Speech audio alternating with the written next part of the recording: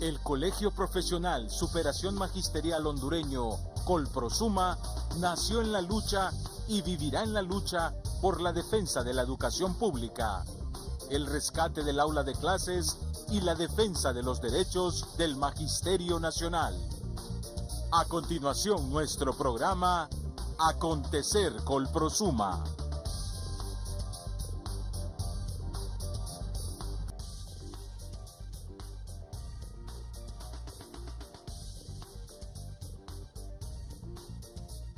Honduras, con la tasa más alta de homicidios de menores. Jóvenes resaltan el nombre de Honduras a nivel internacional. Educación pública continúa en el abandono. Entérate de estas y otras informaciones a continuación en tu programa Acontecer Colprosuma. Hola, muy buenas noches compañeros, maestros y maestras. Bienvenidos a nuestro programa Acontecer Colprosuma. Esta noche les saluda Maite Martínez en ausencia de nuestra compañera Merari Rodríguez.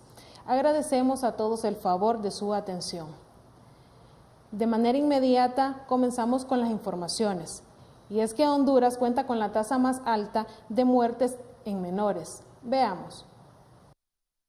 En los últimos 20 años, Honduras refleja que tiene la tasa más alta de homicidios en niños de 0 a 19 años, según datos dados por Save the Children en el 2015, que según Casa Alianza siguen igual. El informe que sacó la organización Save the Children es del 2015 y revela que Honduras es el país con mayor homicidios de niños entre la edad de 0 y 19 años. Casa Alianza en los últimos 12 años ha registrado un promedio de 12.493 niños asesinados de 1998 a la fecha. En 20 años prácticamente se ha asesinado lo que es el tamaño de un pueblo pequeño en Honduras. Esta situación sigue igual. Lo que pasa es que desde que estuvo don Arturo Corrales Álvarez al frente de la Secretaría de Seguridad, se empezó a esconder cifras y a falsear la información que la Secretaría de Seguridad daba en los diferentes medios de comunicación social. Este alto índice de homicidios en infantes se debe a que no se cumplen los derechos de la niñez hondureña. En primer lugar, sabemos que el Estado de Honduras no cumple con los derechos de las niñas, niños y jóvenes de Honduras. En primer lugar, no hay salud, en primer lugar, no hay educación. Los grandes sectores del territorio nacional se encuentran en manos del crimen organizado, que son los que imponen las normas de convivencia. Los vendedores del narcotráfico hace uso de los menores, a quienes obliga para que les sirvan de diferente manera. El crimen organizado utiliza a los menores para acciones de extorsión, para venta de drogas. Cuando esto ya no los ocupa, en algunos casos los matan. La niñez, desgraciadamente, en el país se ha convertido en un recurso descartable. Por su parte, los defensores de la niñez hacen un llamado para que el Estado de Honduras cambie sus políticas militaristas y que invierta en educación, salud y seguridad ciudadana.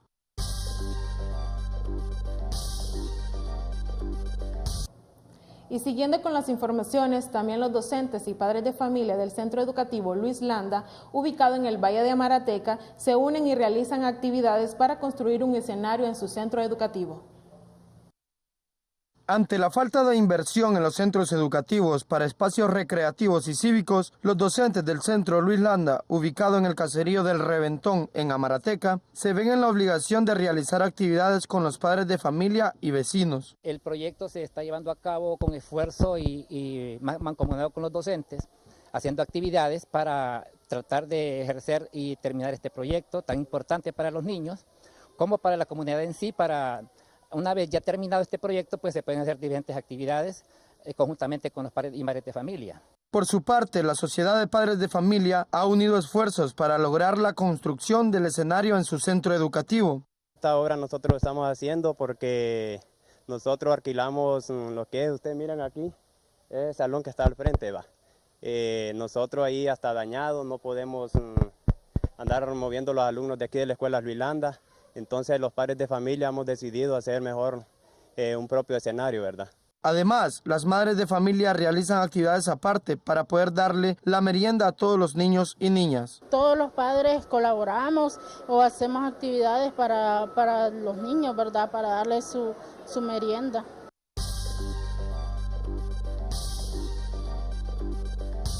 Entre otras noticias, el rector de la Universidad Pedagógica Nacional dice que no ha recibido el total del presupuesto para los centros regionales de formación al docente, lo que impide el avance de la preparación hacia los maestros. El rector de la Universidad Pedagógica Nacional, Francisco Morazán, da a conocer que el proceso de transformación de las escuelas normales, ahora llamadas Centros Regionales de Formación Docente, avanza a paso lento, ya que no han obtenido el total de los fondos que se les había destinado. Es un proceso que está marchando no con la rapidez que quisiéramos, porque los fondos que habían sido previstos para esto no han sido posible obtenerlos de manera total. Hemos recibido parcialmente desembolsos y eso nos ha obstaculizado todo lo que teníamos programado para dar continuidad y fortalecimiento a la formación de profesores en estos centros, principalmente en el área de la educación básica. Seguimos a la espera, ojalá las autoridades, tanto la Secretaría de Finanzas como el Gobierno Central, pudieran ser más ágiles en los desembolsos que fueron previstos para este programa, porque este es un proyecto nacional, no es un proyecto de UPN, es un proyecto de país y por lo tanto yo hago un llamado a que se haga realmente la transferencia de fondos a las cuentas de la universidad para poder continuar con la formación de los formadores de formadores al más alto nivel, a nivel de posgrados, y de otra parte instaurar también ya las dinámicas que ya la ley tiene establecidas para un centro universitario, como son la docencia, la investigación y la extensión universitaria. Creo que esas tres tareas son vitales para hablar de universidad y eso nos obliga entonces a tener mayor financiamiento, tener buenos sistemas bibliotecarios, buena conectividad para poder realizar investigación. Y eso es nuestra obligación, porque la sociedad requiere de mejores maestros. Por lo tanto, hay que invertir para tener mejores maestros.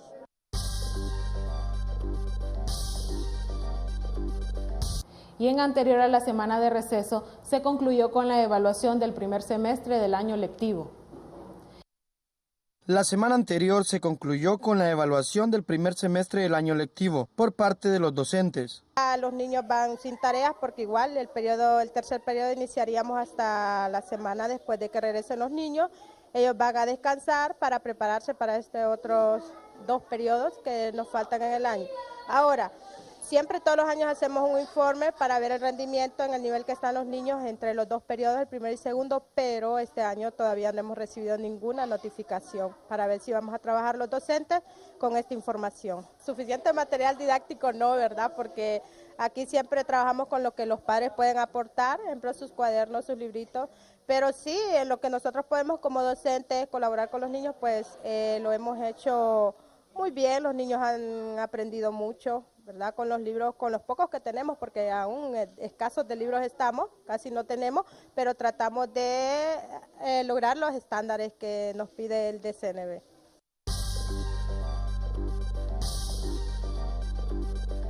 Y continuando con las informaciones, el Centro Educativo Luis Alonso Escalante de la comunidad de Santa Cruz, ubicado en la aldea de Soroguara, Distrito Central, se encuentra en deterioro y sin material académico, siendo estos factores que impiden impartir una educación de calidad. Con aulas divididas por canceles, división de carga académica y carencias en elementos didácticos, son las necesidades por las que pasa la Escuela Luis Alonso Escalante de la comunidad de Santa Cruz Abajo, aldea de Soroguara del Distrito Central. Necesitamos más salas de clase porque aquí precisamente hay 2 grados, segundo y primero. El licenciado que entrevistó anterior tiene también 2 grados, quinto y sexto. Esa aula es de la escuela, pero está prestada por el preparatorio y kinder porque no hay nada de material didáctico. Miren los pupitres del año de no sé de qué año serán, miren las pizarras como están todas dañadas, no hay libros de texto, no hay nada. Uno acá le pide a los alumnos, a los padres que cooperen con los libros de texto y algunos cooperan, pero otros no. El agua también, otra necesidad básica que tenemos, no podemos controlar eso, con el agua, con los niños tienen que los niños jalar agua de sus casas. Por otra parte, el centro educativo, para evitar futuras enfermedades, tiene la participación de los padres de familia en grupos de limpieza. Los padres de familia están reunidos y vienen a asear. Ellos chapean por el saneamiento de la escuela también, porque hay tantas enfermedades virales que andan para que no contaminen los niños. Por necesidad del centro educativo y por cuidar a los niños, porque usted sabe que donde hay bastante monte, nacen zancudos, todo eso, y una picada de un zancudo, vienen las enfermedades, ¿verdad? Otras necesidades habituales en los centros rurales es que no cuentan con servicios sanitarios y juegos para la comunidad estudiantil.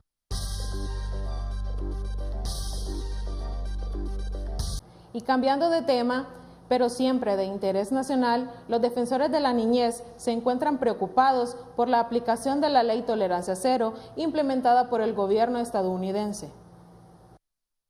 Defensores de derechos de la niñez se manifiestan en contra de la política de cero tolerancia aplicada por el gobierno de los Estados Unidos en contra de los migrantes porque viola los derechos humanos. Bueno, definitivamente nosotros tenemos que resaltar que con la aplicación de esta política de tolerancia cero se están violentando un sinfín de derechos de la niñez, sobre todo. La separación de la familia debería de ser la última instancia que tengan que utilizar para pasar por un juzgado de las personas que traspasan las fronteras de Estados Unidos indocumentados. Laura Rey, coordinadora del programa de migración infantil de la red COIPRODEN, da las recomendaciones que deben ser tomadas en el proceso de deportación de los niños migrantes hondureños. Pero es necesario que uno no se separen de sus padres o de sus personas de confianza, porque esto además genera traumas y genera muchas dificultades en los niños. Y dos, que los centros de detención a los que están siendo llevados son condiciones completamente inadecuadas, donde no tienen ni siquiera a cargo una persona que esté velando por su atención, su alimentación, si están bien de salud, y además que son, ya lo hemos visto, cárceles de menores que han sido ubicados en condiciones muy precarias. Entonces creemos que también desde la red COIPRODEN exigimos que el gobierno investigue, dialogue con el gobierno de Estados Unidos para que esta situación no pueda seguir sucediendo. Estas políticas migratorias solo buscan persuadir a las familias migrantes para evitar que éstas entren en el país de manera ilegal.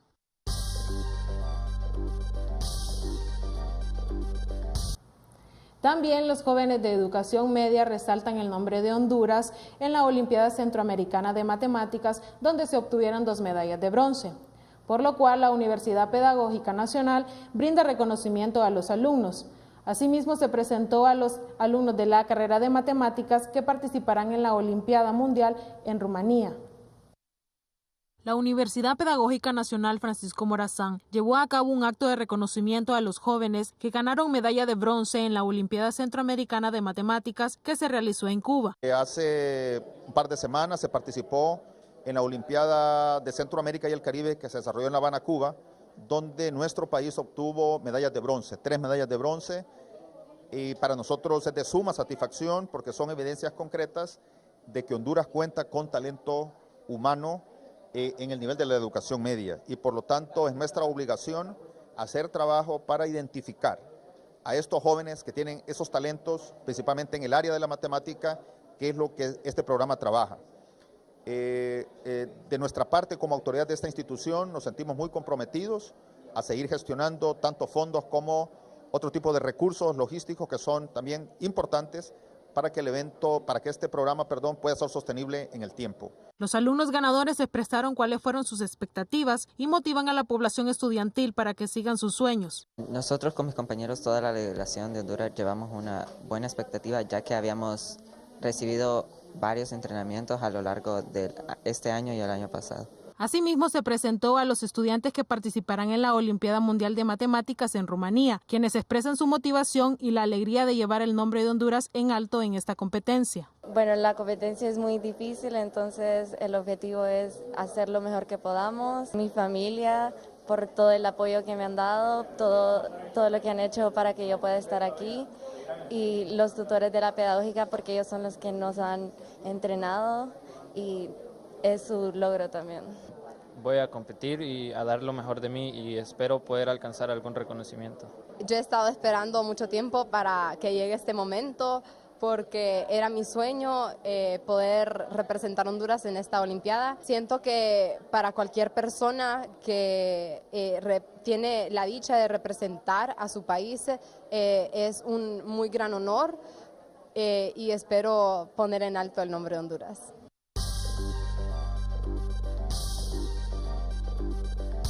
A continuación les daremos a conocer los siguientes comunicados.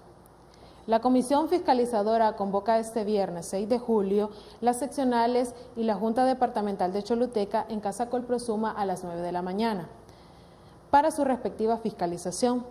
Documentos a presentar: libro de finanzas, soporte de egresos, libreta bancaria actualizada, plan operativo anual, sellos de la seccional, libros de actas y libro de inventario. Asimismo, le avisamos a todos nuestros afiliados en Tegucigalpa que mañana viernes 6 de julio estará cerradas las oficinas de Plaza Colprosuma por motivos de fumigación de dichas instalaciones. Les esperamos nuevamente el lunes 9 de julio para servirles de una mejor manera. Les mandamos un saludo combativo a nuestros compañeros. También la Junta Central Ejecutiva y la Secretaría de la Mujer convoca a las 167 representantes de la Secretaría de los Asuntos Femeninos a la Asamblea Nacional.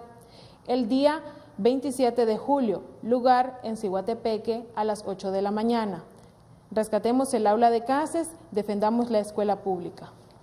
Asimismo, la Junta Central Ejecutiva del Colprosuma convoca a los 167 presidentes de todas las seccionales del país a la Gran Asamblea Nacional de Presidentes este 27 de julio. Rescatemos el aula de clases, defendamos la escuela pública. Bueno, compañeros, y de esta manera concluimos con las informaciones, pero les pedimos que se quede con nosotros en nuestro programa Panorama Gremial Educativo, bajo la conducción de la Secretaria de Publicidad, Sonia Daisy Martínez, con un importante tema a tratar y un destacado invitado. Esto es todo de mi parte, feliz noche. A continuación, nuestra opinión editorial. Opinión editorial en Acontecer Colprosuma. Manuel López Obrador y la escuela pública. La elección del nuevo presidente de México, Manuel López Obrador, ha generado nuevas esperanzas para el pueblo de México. López Obrador, después de años de lucha por querer asumir la presidencia de la República, donde la oposición organizada desde el poder se lo habían impedido con cualquier tipo de manipuleo legal, obviamente con el beneplácito del gobierno de los Estados Unidos, el nuevo presidente de México ganó contundentemente las elecciones y por esta razón estamos seguros de que lo que ofreció en su campaña lo va a cumplir. Los que en el pasado le robaron su triunfo, los que se opusieron a su elección con todo tipo de maniobras, que le negaron el derecho para asumir la presidencia, hoy tendrán que asumir su responsabilidad histórica frente a la soberanía electoral del pueblo. El nuevo presidente de México en su campaña expresó que iba a refundar a ese país, que iba a impulsar un gobierno de transparencia, iniciando por el ejemplo del presidente, manifestando que si el presidente es honrado, todos los demás tienen que ser honrados. También López Obrador destacó en su campaña que su gobierno iba a ser un fuerte defensor y respetuoso de los derechos humanos. Este presidente de ideología progresista socialista, en su mensaje de campaña, en forma clara manifestó que en su agenda de gobierno la educación pública iba a ser prioridad, que a los niños, jóvenes y maestros les iba a devolver sus derechos que les habían sido conculcados por los últimos gobiernos despóticos. Siempre en su campaña se refirió de manera clara al magisterio mexicano y en los últimos debates, de manera segura y contundente sentenció que iba a derogar las últimas reformas o leyes educativas porque estas leyes o reformas habían sido creadas para destruir y desprestigiar a los docentes de México. De igual forma, en los mismos debates frente a sus contrincantes que hoy están derrotados y tocando específicamente el concurso de los maestros, López Obrador manifestó que los maestros no venden plazas, que los maestros no nombran profesores. Los que nombran profesores y venden plazas o lo hacen por afinidad política son los ministros de educación y los mismos políticos, los que permanentemente están vendiendo las plazas sin llamar ni respetar los concursos.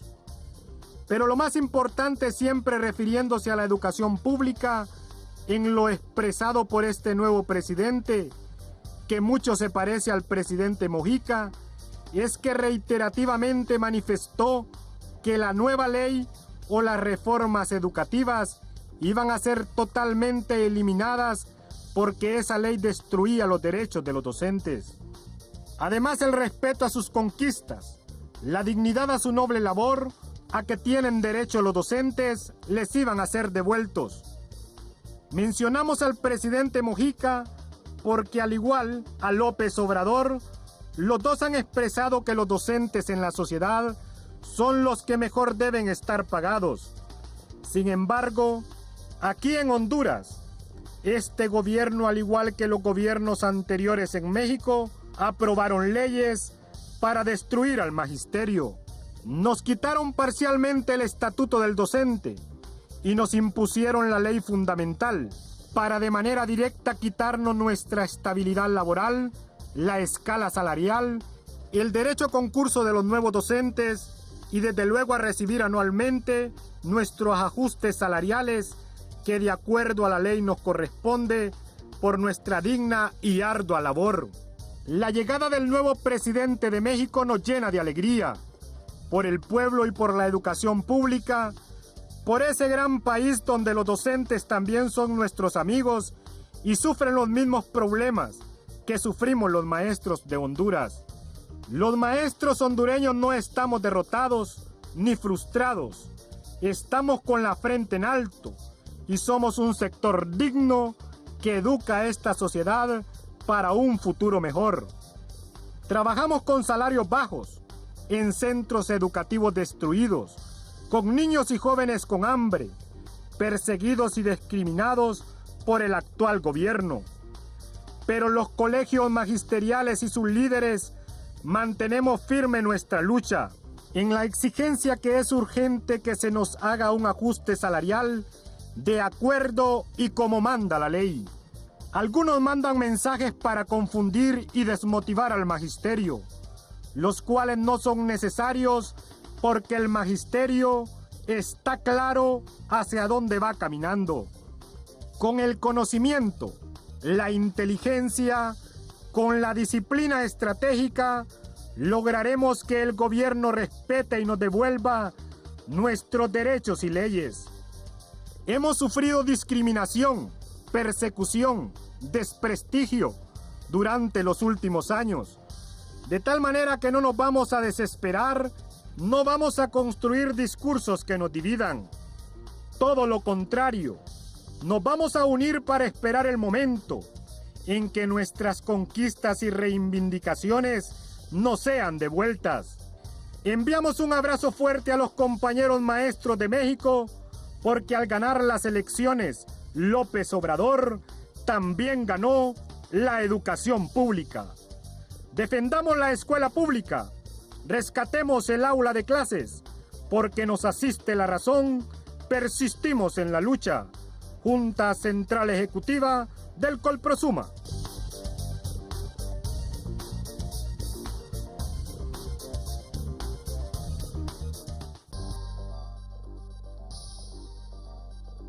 Panorama gremial educativo en Acontecer Colprosuma. Muy buenas noches, compañeros y compañeras, un placer estar con ustedes en este su programa Panorama Gremial Educativo. En esta oportunidad tenemos como invitado especial al psiquiatra Javier Uclés.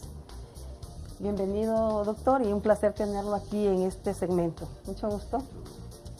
El tema que trataremos ahora serán factores que influyen en el aprendizaje de los niños.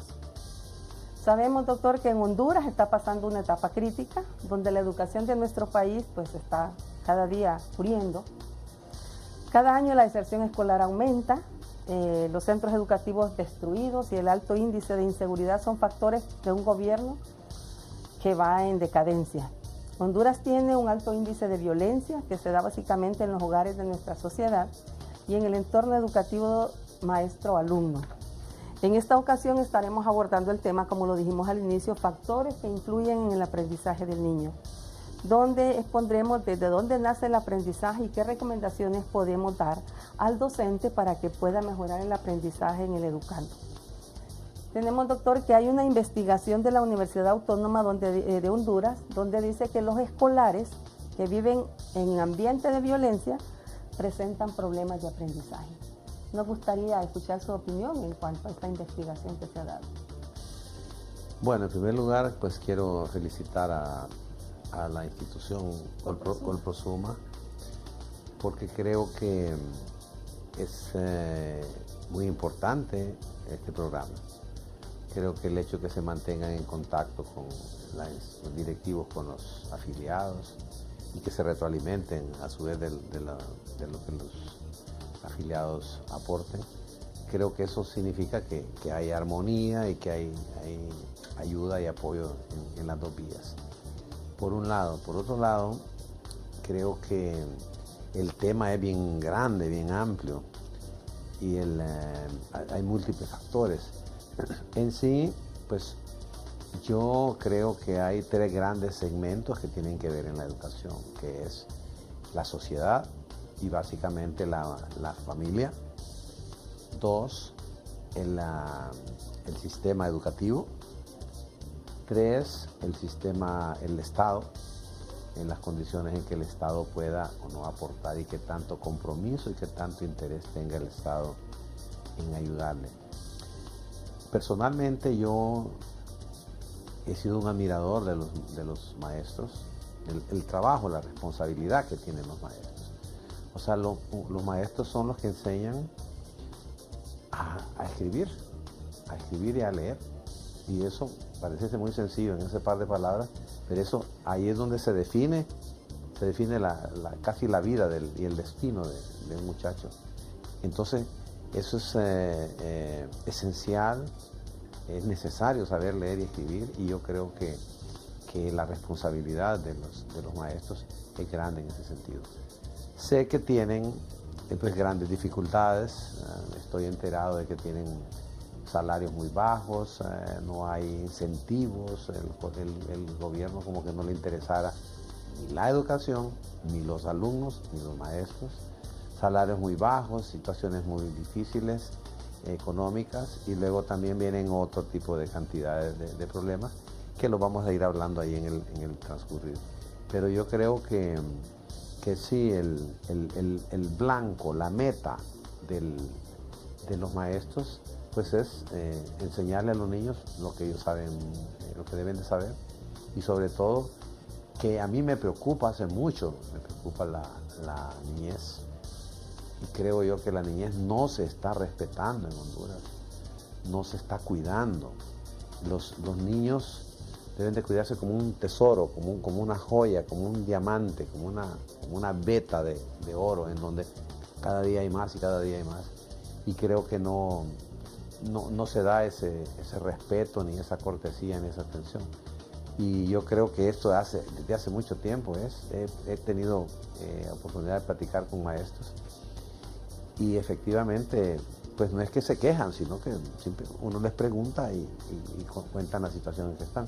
Pero, de nuevo, felicitación al programa, y vamos a hablar un poco más de varios temas. Así es. ¿A partir de qué momento se debe estimular el aprendizaje de los niños? Bueno, en primer lugar, el niño, el principal aprendizaje del niño tiene que ser a los padres. O sea, qué tanta responsabilidad haya de los padres para tener un hijo. El niño no solamente debe de preocuparle al Estado y a todos, debe preocupar cuando ya salió del cuerpo de la mamá y ya lloró, y ya nació. No, la preparación tiene que ser desde antes, tiene que haber una educación, tiene que haber un apoyo en cuanto a las personas que van a tener un hijo. Y una vez que está ya el embarazo ya hecho, entonces desde ahí se debe de continuar ese trabajo, porque ahí vienen todos los complementos emocionales, los complementos nutritivos, en cuanto a la formación. El niño está creciendo, ya está creciendo dentro de la matriz, entonces ahí ya debe de recibir el apoyo, la nutrición, el apoyo en todo sentido, incluyendo el emocional para la madre o que hay entre los padres. Entonces se combina lo físico, se combina con lo emocional y también con la parte nutricional, en cuanto a que el niño ya vaya desde ese momento ya no naciendo o creándose con carencias, sino que ya haya que se llene lo básico en cuanto a nutrición para que el muchacho pueda funcionar bien una vez que ya crece. Doctor, sabemos que hay índices enormes de violencia en los hogares, en las comunidades. Y esto lógicamente incide en el alumno. Pero lo que nos preocupa es cuando este alumno va al aula de clase y lamentablemente su aprendizaje para el maestro no es el mejor. No es el rendimiento del alumno, no es el indicado. Sabemos que la violencia es un factor para que este niño no adquiera el conocimiento o no desarrolle las capacidades que debería de tener. Ahora, ¿qué tratamiento, qué podría hacer un docente en este tipo de casos? Bueno, si están siguiéndome el hilo de cómo yo voy hablando de este tema, yo estoy haciendo como un viaje imaginario desde que se juntan los papás, hay un embarazo, hay una barriga y desde ahí voy avanzando. Entonces, ya una vez que ya nació, entonces ¿qué viene? Ahí vienen las condiciones emocionales que viven los niños, los recién nacidos y los padres. Si hay discordia entre los padres, si hay violencia, si hay gritos, si hay maltratos, si hay consumo de drogas, si hay violencia de índole de callejera y no callejera, entonces eso ya son factores que van interviniendo en esa parte. Luego viene el hecho de que ya el niño ya empieza a gatear, empieza a caminar, ahí ya debe de ir recibiendo algún tipo de ayuda de parte de las... Es cierto que no hay instituciones donde se puedan llevar niños a esa edad, debiese de haberlas, pero no las hay, entonces ahí es donde vienen los padres y entran en juego. Una vez que ya se va dando la parte de que ya puede ingresar a un kinder, pero ¿qué pasa? Yo no sé qué tanto pueden estar cubriendo a nivel de los niños, a nivel de pre-kinder o kinder, qué tanto pueden estar cubriendo, porque la situación de la educación en Honduras, educación pública, es paupérrima, es terrible. Para mí es deprimente la situación. Los salarios que viven los profesores, las condiciones en que trabajan, los riesgos que corren, los peligros que corren, o sea, casi se están jugando la vida.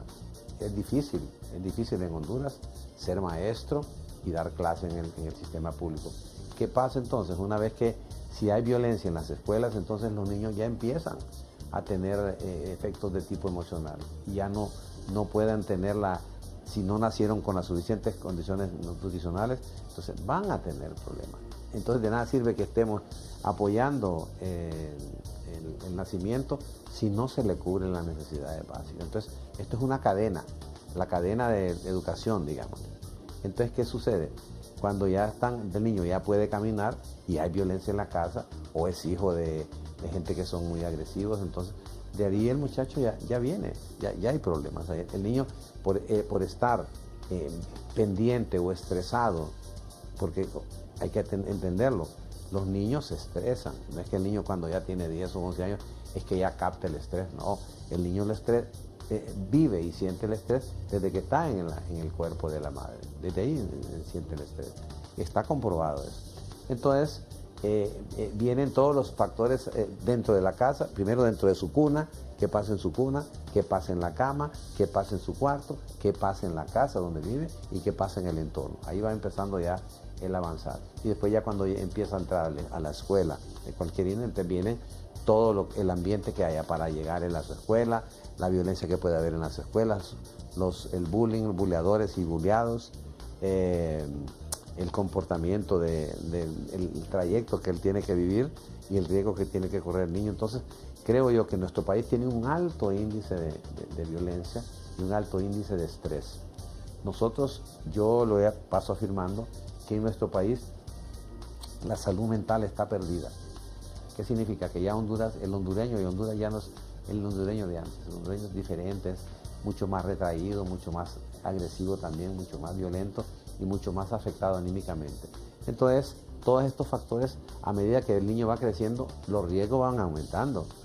Y vemos, por ejemplo, niños, yo tengo casos, bueno, no tengo casos, pero he conocido casos de niños que a los 8 o 10 años ya tienen adicciones a sustancias, adicciones a marihuana, adicciones a cocaína.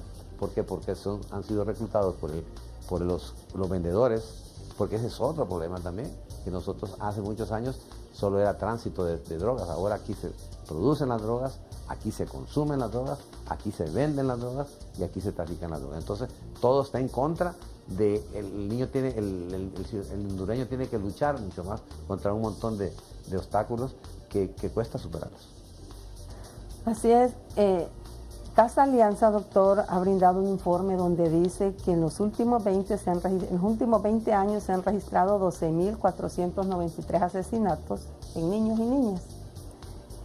Con estas cifras, ¿qué considera usted que habrá inversión en la educación de nuestro país o en los niños? Que no es que son el futuro, son el presente, y que ese presente es que va a dar lugar al futuro de estos niños. Mire, yo creo que no hay, realmente el país, el Estado no conoce cuántos niños hay. Yo creo que ese dato, pues hay que tomarlo en cuenta, pero probablemente esté corto. Muy probablemente esté corto ese dato. Y luego hay muchos niños que se extravía, que se pierde. Ahora ya se van del país. O sea, un niño se va solito él, se va el papá o se va la mamá y él se va atrás. Y eso no es nada nuevo. Y esto no es de hace 1 o 2 años. Esto ya hace rato que está pasando. Entonces, a mí no me extrañan esas cifras. Y luego, ¿por qué mueren esos niños? Bueno, ¿los matan otros niños o los matan adultos? Por un lado. Por otro lado, pueden morir por las situaciones de riesgo que tienen, ser asesinados, o niñas y niños. Es difícil ser niño en Honduras. Es muy difícil. Y ser niña todavía es mucho más difícil en Honduras. En mi experiencia, yo tengo muchos años me formé en los hospitales del Estado, y realmente el acoso y el abuso sexual es terrible. Y no es el acoso y el abuso sexual que un niño vive, no es el que llega a la fiscalía o que salió en el periódico. No, ese es apenas la punta del iceberg. Lo más grande es lo que no se ve, lo que está oculto. Y en este momento que estamos hablando, hay un montón de niños que están siendo abusados o van a ser abusados, niños o niñas de cualquier sexo que van a ser abusados por los familiares y gente que viven ahí alrededor de ellos. Entonces, yo creo que el dato que usted tiene ahí es importante tomarlo en cuenta, pero empezar a tomar ya acciones sobre eso, porque yo creo que no se está haciendo nada. A mí particularmente, licenciada, a mí me preocupa los periodos vacacionales de la niñez, sobre todo la pública. ¿Por qué? ¿Por qué aparecieron tantos colegios privados y tantas escuelas bilingües? Pues porque el sistema educativo clásico iba presentando dificultades, iba presentando limitaciones. Entonces, ¿qué pasa? A mí me ha preocupado que desde más o menos como a principios de noviembre, de ahí casi todo noviembre es feriado, todo diciembre es feriado, todo enero es feriado, y un poco de febrero si quieren. Entonces estamos hablando casi de la tercera parte de un año. Entonces el tiempo no está como para que el sistema lo envíe a un niño a la calle, a su casa, que vaya a estar 4 meses haciendo qué. No, si más bien esa es la etapa donde el niño tiene que estar mucho más en contacto con todo lo que tiene que aprender, porque la vida cada día es más difícil. Entonces, ese montón de días que se queda, eso provoca que los niños se metan en delincuencia, se metan en drogas, sean abusados, sean vagos, se vayan de la casa. Y respeto, el consumo de sustancias es mucho más mayor.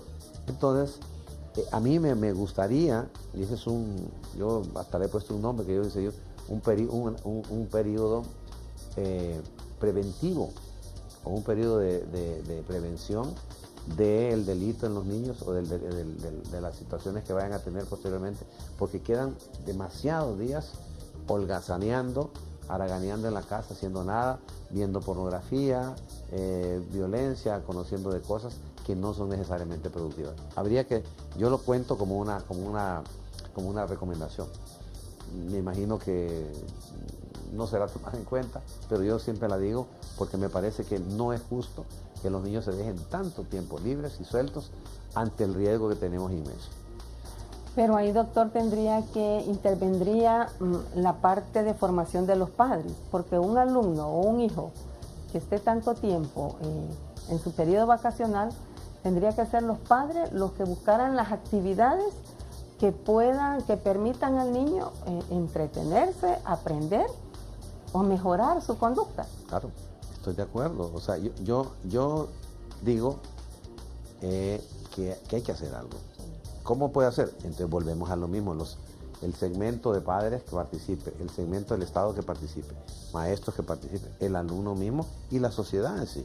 Pero no es justo, o sea, nos estamos dando un lujo de desperdiciar a un montón de niños. Como yo dije, los niños son como el oro, como una veta de oro. Están produciendo más y más y más. Entonces, si no les, en esa parte no los ayudamos, ya grandes es muy difícil. Entonces, es correcto, tienen que entrar muchas instituciones. Sin embargo, en la niñez en sí siguen apareciendo niños, siguen continuando niños. Entonces, ¿qué va a pasar con esto? Yo no siento, con todo respeto de todas las instituciones, incluyendo Estado, que eso es parte de una promesa de campaña que se convierte en promesas incumplidas cuando ya la persona que está en el gobierno. Y esto no es un ataque político, sino que es la verdad.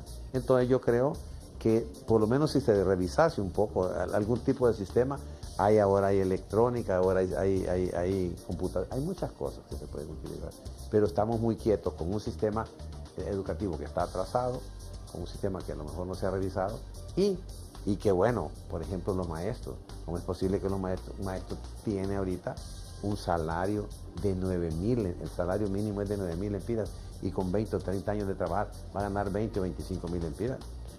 Es una barbaridad y con eso nadie le dan ganas de trabajar.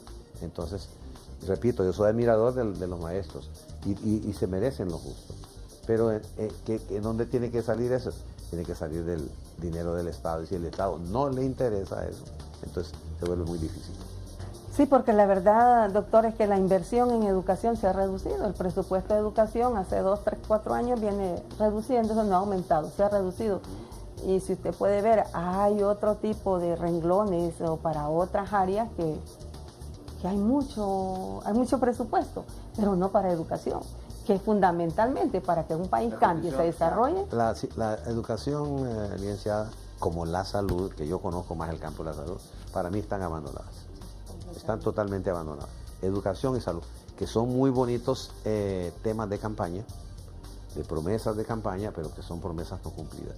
Entonces, no es nada nuevo lo que estamos viendo. El que ustedes como maestros, o que los que están oyendo, estén en unas condiciones difíciles, no es justo. Entonces, ¿cómo se le puede pedir si no tienen los incentivos suficientes? Igual pasa en la salud.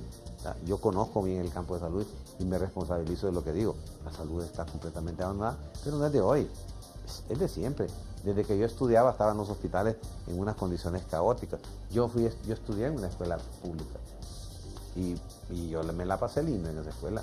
No había la violencia que hay ahora, pero sí, la calidad de maestros que tuve lo recuerdo con mucho cariño y repito, a mí, yo no es que quiero trabajo, pero a mí sí me gustaría que se tomen realmente cosas claras hacia eso. El apoyo con vestuario, el apoyo con alimentación, el apoyo con su material académico y el incentivo al maestro y el compromiso del maestro. Sabemos, doctor, que la alimentación, como usted ya lo decía, es un factor fundamental para el aprendizaje de los alumnos. A un niño bien alimentado está en las mejores condiciones.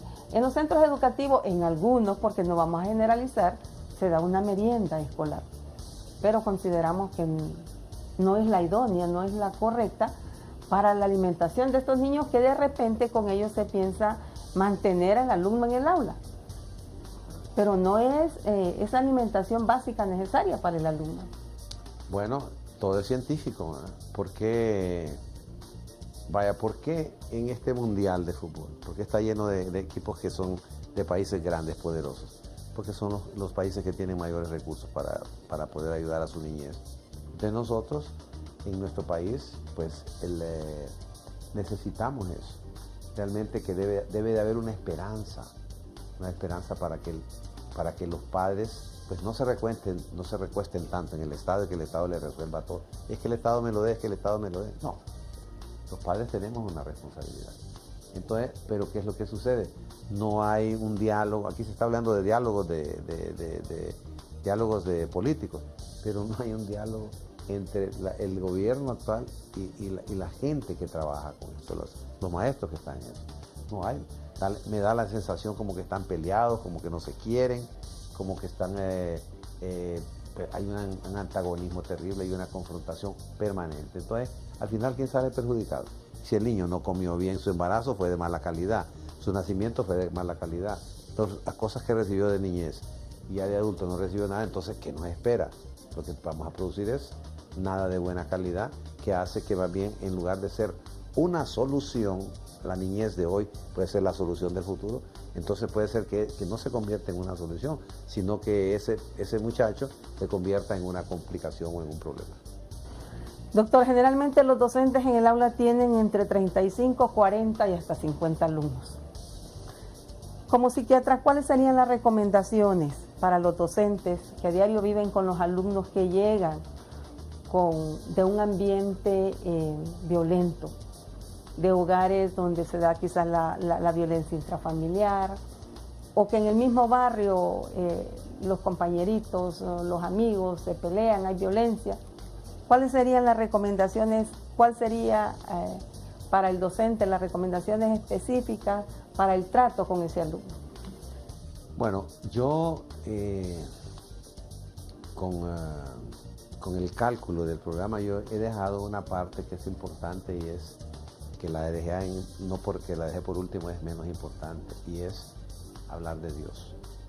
Está demostrado de que la gente que está cerca de Dios, que tiene fe, no solamente estar cerca de Dios físicamente, la gente que tiene fe, el Dios como lo quieran ver, católico o no católico, no importa, pero cuando hay Dios está comprobado, y los estudios a nivel mundial, a nivel de la psiquiatría, ya se está hablando de que la gente que está cerca está confirmado y está aceptado, de que la gente que está cerca de Dios es gente que tiene más felicidad, es gente que tiene una vida más estable, que tienen una convivencia más estable dentro de la familia y fuera de la familia, con la sociedad en general, y tienen menos riesgo.